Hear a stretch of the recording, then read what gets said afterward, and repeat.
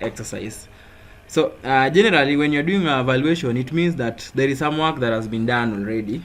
You simply required to, as a QS, you're simply required to get the value of that work. Precisely, that is how you can define it. You can talk about appraisal, if you so wish, appraising that work up to some particular point. Okay. Yes. So whenever you're doing that, then you have to there are those parameters that you need to rely on for you to achieve that particular work. So for instance, when you have a work that has been done up to a particular point, maybe it's not yet completed, or even if it's completed, then you can still do your valuation, because you have the as-built, which is now the actual work that has been done, but then you also have a reference document in the name of bills of quantities, the one that was used when doing when making the, let me say, the payments for that particular job. Okay. Yeah, so I just want to so this document, it's a typical one. It means that it's one that has been relied on previously to perform that valuation exercise. So it has got units. It's actually just an expanded bills of quantities when you're making your bills, your valuation works. So look at the columns. You have item, description of works, unit. So of course, now instead of the quantity which you have in the bills of quantity, now you have a contract quantity and a remeasured quantity. Okay.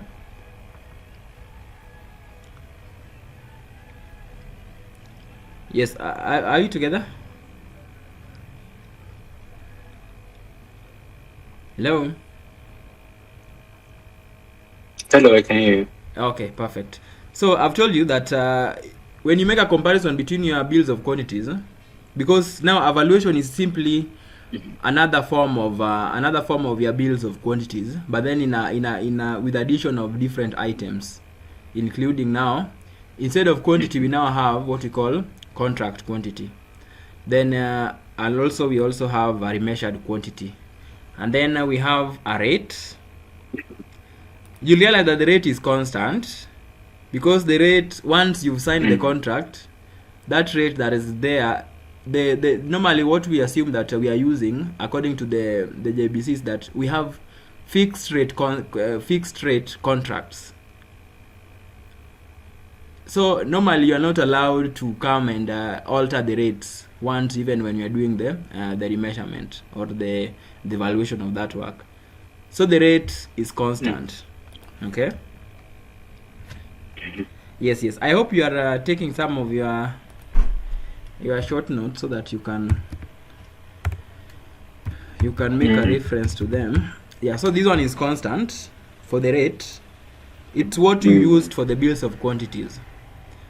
Then now a remeasured quantity is now the quantity of as built. You can call it as built. Okay. Yes, what reflects on the site. So in this case, you are not going to rely on your drawings, the one that you had when doing the first bills of quantities, because you realize that there might have been some changes here and there. So you rely on your as built. So that's why you'll be doing your remeasurement. You see where there have been changes in terms of increment in sizes or a decrease in terms of the actual implementation of the plan. Okay. Yeah. Then we have now contract quantity. Now this is the initial quantity which is reading in the contract. Okay. Yeah, you can describe it as initial quantity as from the drawings, as from the contract drawings. So the difference are from site and drawing. Yes. You realize that this one I've called it initial quantity as from the contract drawing, because you realize that even as you are implementing the plan on site, there are changes, and then maybe the architect can be revising the drawings as the work is going on, including reflecting those changes, right? Yeah. So this contract quantity is now your quantities based on the contract drawing, the one that was signed at the onset before any job was done or any other variations or changes in the plan was implemented. Okay. Yeah, so that is the initial quantity, now what you call the contract quantity. So those are the items that you need to pay attention to, and gives you the differences in terms of you making the valuation for a particular work. Yeah. Yeah, so that is noted. Then we have as built that I've just also described, the remeasured. Then we have your rate. When we are doing our contract on JBC, we are assuming that it's a fixed rate contract. So you are not allowed to come and alter it even when you are doing your valuation, unless otherwise. Okay. Yeah. Then now, contract amount is simply now the product of the contract quantity and the rate. Okay. The initial quantity that you have while you are doing your first estimate that led to the contract. Now that is the contract amount. Contract quantity times contract quantity times the rate gives you the contract amount. Yes. Yeah. Then we have this other one called remeasured amount. Now your remeasured quantity multiplied by the rate. Okay. Yeah, then now you have also percentage done in relation to that particular time when you are going to do your valuation. Okay. And then this percentage, you can have different ways of doing it. Maybe you can rely on the amount.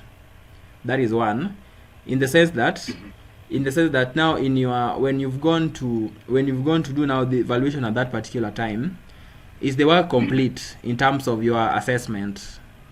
Okay. So you can either rely on different ways. One, you can see the scope. Okay. If for instance you are relying on let me say the program of works which was prepared at the onset of the works, and then it was estimated that this work is going to take 2 weeks. Okay. And then now assuming that the management has been okay for the contractor and everything else has been optimal, then now when you're coming to the second week, now when 1 week is gone, so it means in that case you can rely on that particular scope in the sense that you are remaining with the 1 week. In terms of payment remitted to the contractor is equivalent to half, then you can estimate that now work done in that case is at 50%. Okay. Yeah, so the most reliable way is to rely on the scope, your assessment in terms of what has been achieved, and also now the overall timeline that was provided at the onset based on the programs. Okay. Yeah, but in cases where the contractor is dragging, that you realize that the work that has been done is not commensurate to what the projection. Bro. Yes. Okay. This is what I'm saying. Percentage done is entirely on the assessment of the QS. It's you who is going to determine that this work, based on my assessment, based on my assessment, this work is at 50%. So there are those items that parameters that you're going to rely on. One of them is scope, which is the most reliable way of determining the percentage done. Okay. Yes, in terms of the scope, I would mean it means that if this work, it was, let me say, it's like painting of a modest example, painting of a wall of 10 square meter. Okay. Yes, so this wall of 10 square meter, it's when it's fully done should be 100%. But then when you now go to do your assessment, realize that there are processes involved in, for instance, painting. You have to do skimming. Okay. Then you do undercoat, okay, depending on the nature of the surface, and then now you have your 2 final coats. Okay. So when you go to do your assessment, you realize that skimming has been done and also undercoat has been done. So it means you only have other 2 final coats for that particular wall. Okay. So in that case, then it means now based on time, you can do your projection based on the time. In that skimming and undercoat maybe they can take, like, you can say it's like 50% of that work, because now when the other part is remaining, it can also be another 50% done. Okay, so in that case, based on the input, okay, how much has gone into it. So for example, if you projected the cost to be 20,000, okay, then in that case you've used like 10,000 in that work, doing your skimming and also doing your undercoat, then you can confidently say that the work has been done 50%. Okay, and also another reliance, so one is you can rely on the scope, which is the most accurate way. Scope, actual way, or actual thing that has been done on site. That is one. Okay, then two, you can rely on input in terms of the resources that have been done in that particular way, in that particular job. So for instance, if the material that already been input in that particular place is amounting to like 50% of that total cost, then you can say that it's at 50% in terms of the coverage or work done. Yes, what is done in that particular job. Okay. Okay.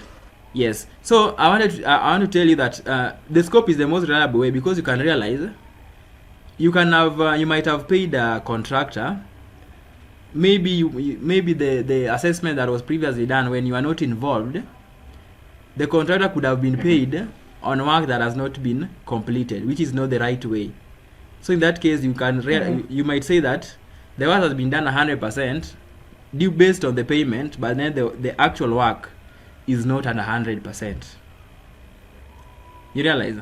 So the most reliable way is on the scope. Based on your scope, you've seen that this work, in my assessment, it's at 40%, because what's remaining is slightly past half than the intended final product that should be achieved by the contractor. Okay.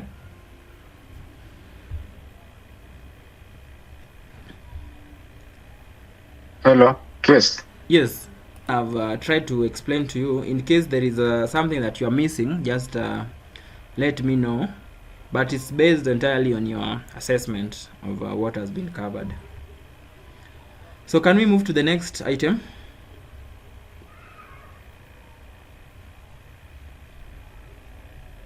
Yes. Now, valuation amount.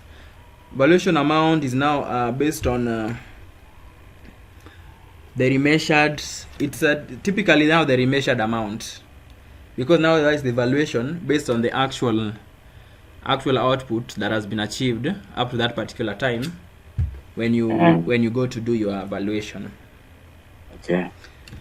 Yeah. So basically, that is now the typical breakdown of what valuation is. So let me just see if at all there is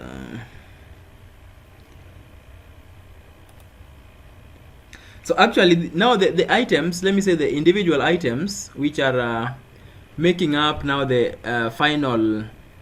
You see, now when you are handling a bigger project, then there are those different elements which will be adding up until you achieve now the final output, which is, let me say, a complete built house. So there are different items that are involved. Let me say, different sections of your evaluation, including, for instance, from substructure works, you go to superstructure works. So realize that you'll be having, in terms of percentages, different percentages for the elements cumulatively until you finish. Okay. So for instance, here we are talking about sailing. Let me just so for instance, I hope it can play a bit slower. Let me just see. For instance, this is an existing structure, and then you are now asked to do your valuation up to where it has reached. Okay, up to the work that has been done. Let me just see if I can put it into a better perspective. Just a minute. Let me just see.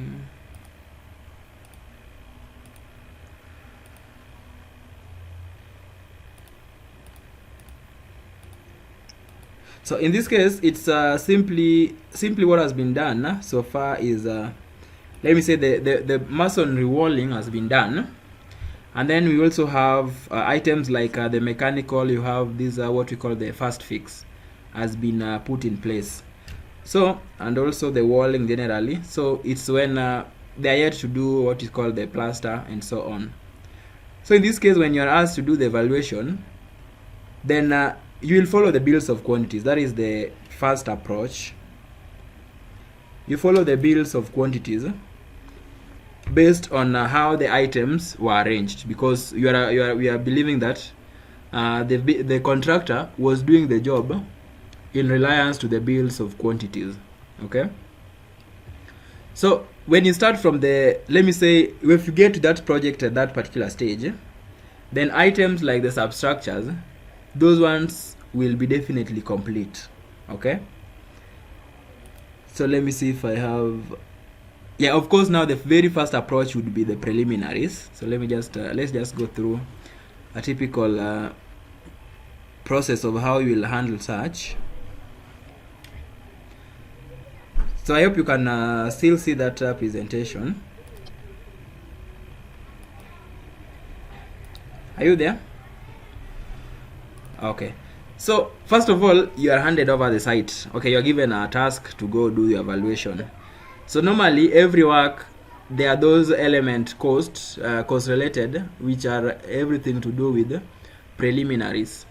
So that is where you will start with, and then you have to know how you will be going about now evaluating your doing your evaluation for the preliminaries. So one thing I've told you, that there is now normally an order in which preliminaries are to be paid. Items like insurance, items like performance bond, transport, water, and so on.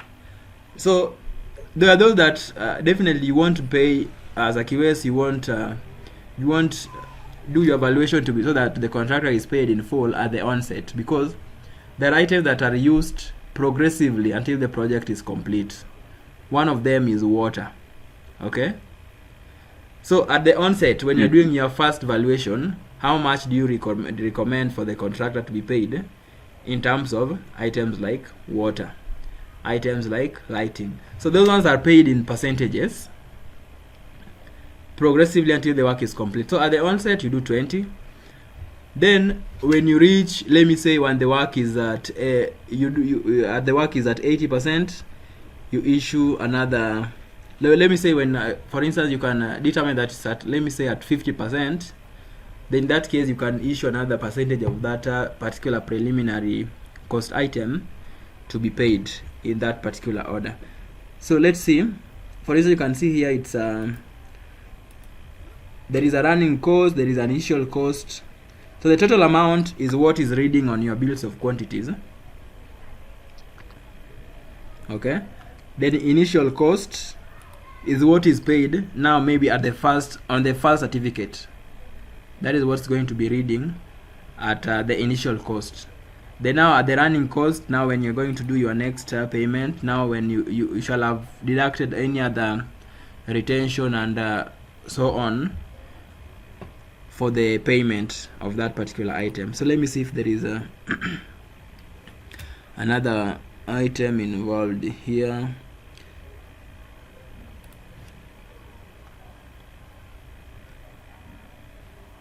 Yeah, so you see, like for instance, plants, tools, and scaffolding.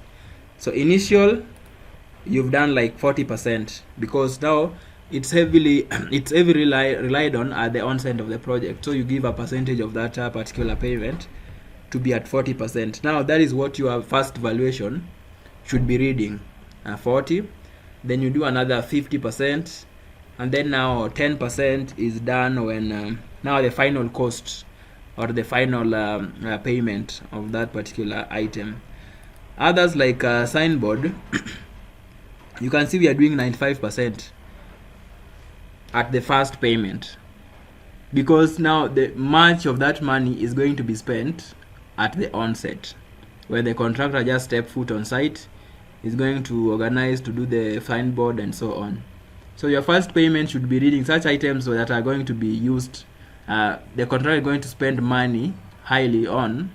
Then the percent that should be reading is high in terms of payment which should be given to them. Like you can see here, it's a 95%. Then 0 for the running cost, because there is no much. Once the signboard is complete, it doesn't have other items like, for say, maintenance and etc. Okay. Yeah, so that is for the let me say for the preliminaries. That is how it's the evaluation of works is mimicking exactly your bills of quantities, because you are doing the evaluation based on a reference, and the reference is the BQ that you have, because this BQ is what the contractor is using to do the build. Okay. Now you're doing evaluation based on it. So basically the difference between now your evaluation document and the BQ bills of quantities is that now your evaluation, you have the columns that I explained to you, columns like the remeasured quantities. So you're now giving now the actual. Okay. The output. So basically now I'd finished explaining for you the different parts of this evaluation document, but then I was now just taking you through the typical process that you need to follow when you're doing a typical or ideal project. First, I've told you that you go to the preliminaries. First of all, you make your document. You have the bills of quantities, preferably in Excel form. If it's not, then you convert the other one. Yeah, you convert the other one into Excel. Okay. Then after that, now you introduce these other columns. The columns that we've discussed. So that's what I was telling, just jot them down, the different columns that you need to introduce. You introduce now the quantity column becomes a contract column and remeasured quantity column.